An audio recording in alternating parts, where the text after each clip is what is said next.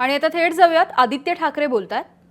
बघा, हेच मला वाटतं आपण खूप एक महत्त्वाच्या विषयाला हात घातलेला आहे उद्याजी, कारण गारगाई धरण त्याच्या विरुद्ध आम्ही डिसाईल करत होतो। गारगाई धरण आमच्याही वचननाम्यात होतं, पण धरण आणि विहीर मला वाटतं कुठे ना कुठेतरी तुम्ही त्याची एक आता तुलना करू शकाल। विहिरीत पाणी का नाहीये? कारण पाऊस पडला नाही आणि हे सगळं पावसावर आपण अवलंबून राहतो।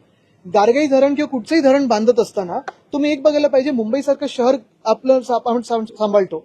या मुंबई शहरामध्ये जवळपास 450 मिलियन लिटर्स प्रतिदिन एवढी आता शॉर्टफॉल आहे।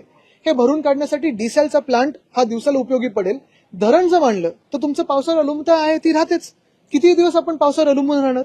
ह्याच्यावर पावसावर अवलंबून न राहता मला वाटतं कुठे ना कुठेतरी डिसेलकडे गेलं तर थोडा फरक पडू शकतो। पण आज आपण पाहतोय पाणी टंचाई, विहिरी सुकायला लागलेल्या आहेत, धरणं सुकायला लागली आहेत।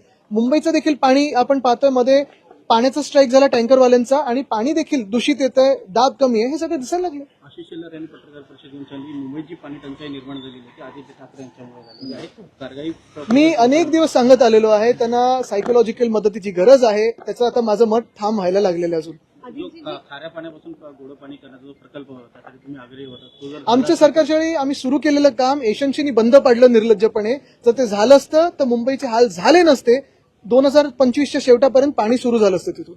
आज बैठक घेत आहे तुम्ही, तुमच्या आमदार खासदारांची मुंबईचे अनेक प्रश्न आहेत, तर काय आपल्याला आठवत असेल मागच्या बैठकीनंतर आम्ही अनेक जसं मोर्चे काढले, वॉर्ड ऑफिसर मोर्चे काढले आणि तिथे देखील पोलिसांची बहुसंख्य फौज आमच्यावर सोडली गेली सरकारकडून।